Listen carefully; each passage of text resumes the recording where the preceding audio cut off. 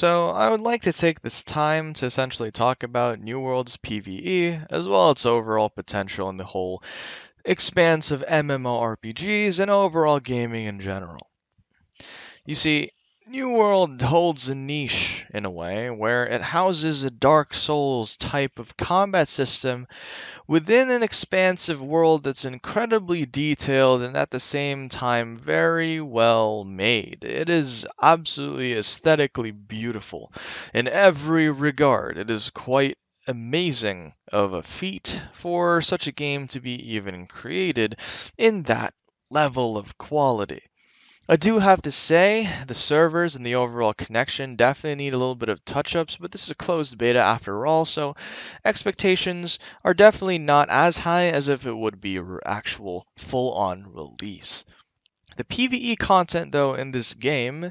I think is very well fleshed out, especially the expeditions. The expeditions are actually well built up in the main storyline and the overall narrative of things revolving around every single boss encounter or the overall instance itself. There are a lot of quests that essentially lead up to it, and each quest giver is voice acted by an actually believable voice, something that isn't necessarily seen in all MMORPGs. And I'm looking at a lot of ones that are kind of fucking corny and cringe as fuck whenever they come across talk about some dark destructive force coming in to destroy our great world of green. Like, this does it quite interestingly well, and I do have to give it credit for doing something that is quite cliche in the general idea of a narrative. And just to be able to see in action the overall portrayal of what this corruption is also amazing. Having corrupted breaches as more PvE content splotched on around the world as being something players can optionally do, but if they don't do it becomes stronger is absolutely amazing. I love that idea. They can expand on that to the fullest extent and create more content out of it and actually make bigger instances compared to these small breaches or portals. And the more I think about it, and the more you guys will think about it, you'll start to understand that a lot of these things tend to have a bigger idea in mind in the future.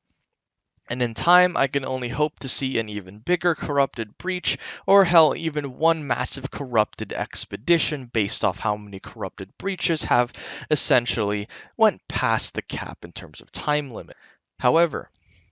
New World is not without its flaws, and I do have to say the repetitiveness of each corrupted breach, as well as at some point each expedition, will be starting to be apparent for those who are veterans and meta players of the game.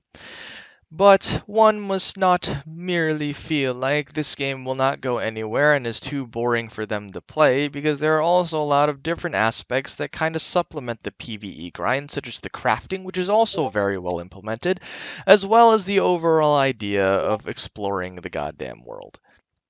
When it comes to New World PvE, right now, it doesn't exactly seem promising from a depth standpoint because of the repetitiveness and because of the lack of overall variety each one has. And you can't help but think about that considering it's closed beta and it's the initial portion of the game that has essentially been shown to all of us who have applied or pre ordered, which is fine. One must not simply limit the idea of how this game can operate and in turn succeed based off the initial perspective and based off what they essentially gave us in terms of limited interaction, because I'm sure if you look at the map, there are roads leading across into the far beyond, assuming that there is something bigger and badder that we're definitely going to experience in the future, especially with a level cap increase most likely, and bigger, badder bosses that we're inevitably going to have to work around. Anyways, guys, my entire expectations and the overall review of the PvE is quite damn good, especially since it's real-time combat and not necessarily hindered by the idea of just tab targeting, and might even be one game that can be the herald for real-time combat MMORPGs more so than Guild Wars 2, and it could even be something that is incredibly innovative and could potentially be one of the best out there, considering it's built on the cloud and has limitless possibilities. Anyways, guys, thank you so much for your time and listening to this beautiful rant about my opinions on New World, and I hope all of you have an amazing day. Take care, everybody.